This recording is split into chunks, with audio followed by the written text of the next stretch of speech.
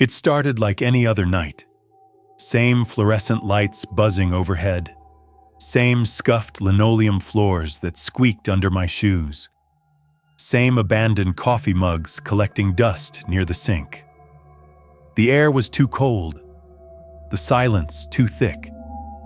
It had been 6 months since I took the night shift at Marlowe Systems. IT support. Midnight to 8 a.m. A skeleton crew of one me. I liked it at first. The quiet, the stillness, the idea that I had the whole floor to myself. Just me and the hum of machines. I'd bring a thermos of burnt coffee and a pre-packed sandwich, and the hours would bleed together as I responded to overnight tickets, ran diagnostics, or rebooted rogue servers. Sometimes I didn't speak to another human being for days. Blissful. Or so I thought. Then came the first glitch. It was 2:47 a.m. when I heard the printer. Just once. It startled me because no one else was on the 14th floor. No scheduled print jobs. No automated batch reports due until morning. I checked the system. No pending requests. No record of any activity. I stood up from my desk and walked down the hall to the copy room. A single sheet lay in the tray. I picked it up. There was no text, just a black circle printed dead center of the page. Perfectly round, ink dense and cold to the touch, like it hadn't dried fully. No metadata, no file name. I shrugged, tossed it in the bin, and chalked it up to a hiccup in the queue. But the next night at the same time, the printer spat out another. Same circle, identical, and the next night again.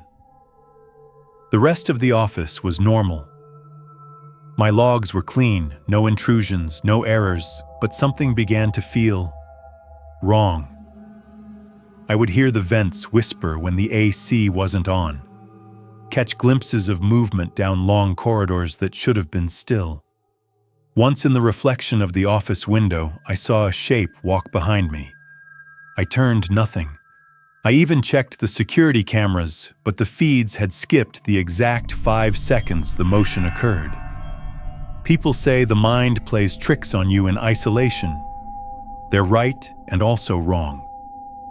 Because the mind doesn't make up things that leave footprints on freshly mopped tile. At 3:12 a.m. on a Thursday, the lights flickered and my monitor froze mid-keystroke. Blue screen.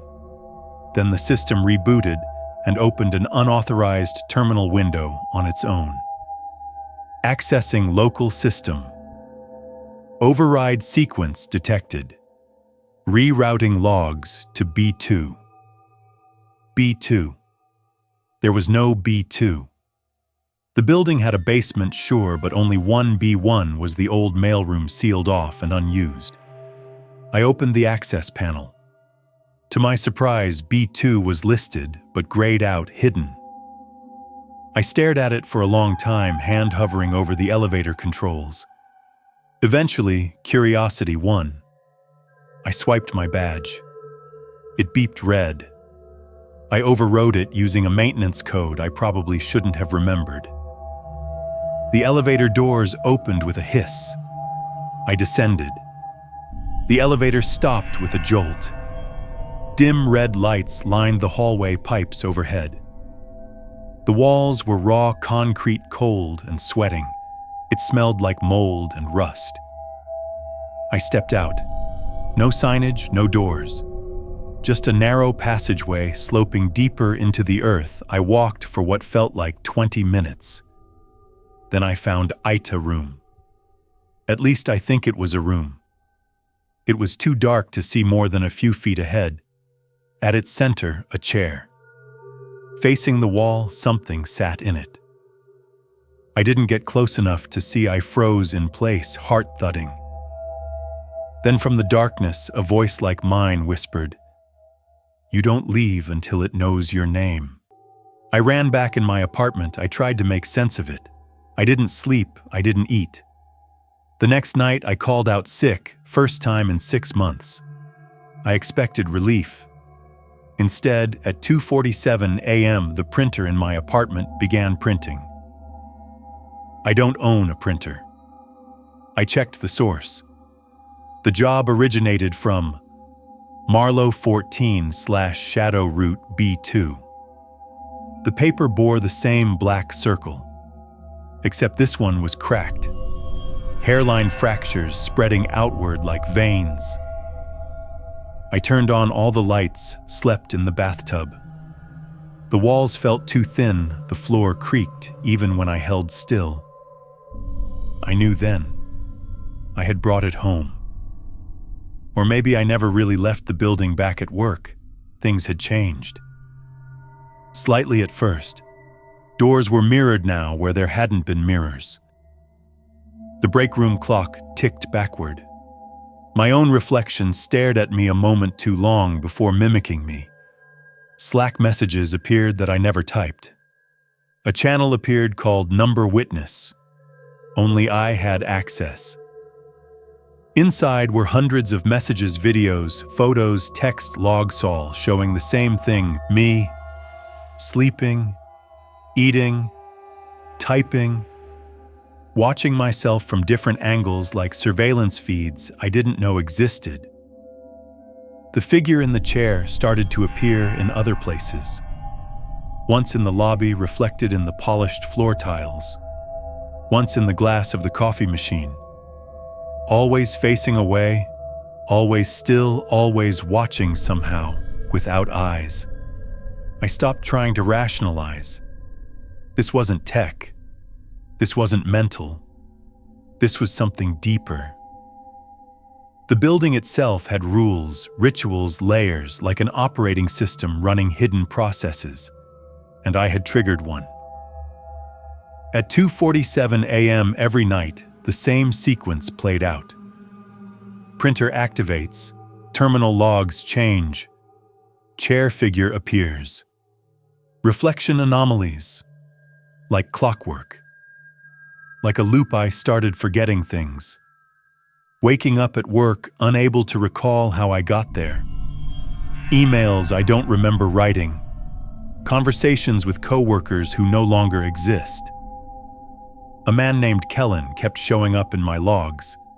I found an old photo of him on the fridge in the break room, smiling, holding a birthday cake. His name was scrawled in Sharpie. Happy 30th, Kellen. But HR has no record of him. I asked the day crew. They just blinked and said, "That floor's been empty since the fire." What fire? They stared. The one in 2017. Didn't they tell you? No, they hadn't. I tried to quit. Sent the email to my supervisor, packed up my things, handed in my badge. Went home. 2 days later, I received a Slack ping from a sender listed only as System. Contract still active, status incomplete. I unplugged my router. It still sent messages. One night, I locked all my doors, turned off my phone, boarded up my windows. At 2:47 a.m., the lights dimmed anyway, and the printer hummed to life. There is no escape. Not really. This place, it doesn't exist on a map anymore. It exists in memory, in repetition, in every form filled out half asleep, every checkbox ticked out of habit. It's in the code, in the glass, in the fluorescent hum that drills into your skull when you're alone too long. It doesn't want to hurt you. It wants you to understand, to become part of it, to watch others, to continue the process. I don't sleep much. I no longer use the elevator. I know where it goes when no one's looking. I've made peace with my reflection. We take turns being me. Some nights I'm the one in the chair. Some nights I'm the one who walks past it. But always, always I am here. If you ever find yourself in an empty building after midnight stop, listen. Check the printer. Look at your reflection. If it moves before you do, it's already started.